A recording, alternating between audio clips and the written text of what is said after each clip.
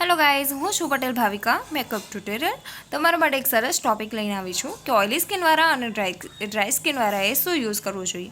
તો ઓઇલી સ્કિનવાળા છે એમણે પ્રાઇમર યુઝ કરવું જોઈએ, જેલ પ્રાઇમર અથવા તો પોર મિનિમાઇઝિંગ પ્રાઇમર.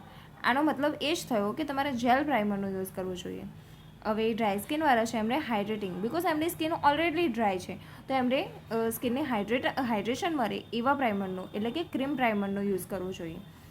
પ્રાઇમર પછી આપણે યુઝ કરતા હોઈએ છીએ ફાઉન્ડેશન. તો ઓઇલી સ્કિનવાળાએ યુઝ કરવું જોઈએ મેટ ફાઉન્ડેશન અને ડ્રાય સ્કિનવાળાએ યુઝ કરવું જોઈએ સિરમ અથવા ડેવી ફાઉન્ડેશન.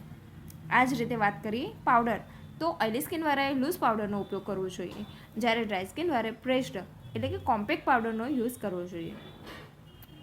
પાવડર પછી વાત આવે છે આપણે બ્લશની. તો બ્લશ અત્યારે બધા પાવડર ટાઈપનો વધારે યુઝ કરે છે, but A only oily skin માટે છે.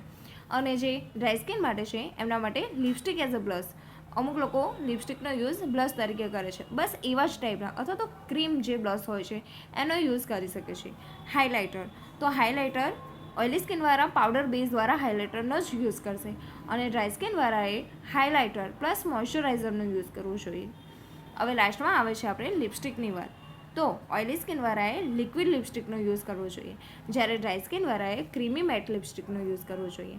અને સૌથી ઇમ્પોર્ટન્ટ ટોપિક મારો આજનો એ છે કે જે ડ્રાય સ્કિનવાળા છે એમણે મોઇશ્ચરાઇઝર અને પ્રાઇમર બંને સાથે યુઝ કરવા હોય તો એના માટે એક હેક છે કે એમણે બોબી બ્રાઉનનું મોઇશ્ચરાઇઝર પ્લસ પ્રાઇમર યુઝ કરવું જોઈએ. આ કંપની યુએસએની છે એટલે કમ્પ્લીટ તમને રિઝલ્ટ એકદમ સરસ મળશે.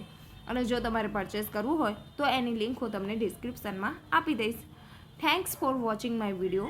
અને આવી જ રીતે મને સપોર્ટ કરતા રહો, મારા વિડીયોઝને લાઇક, શેર અને ફોલો કરતા રહો.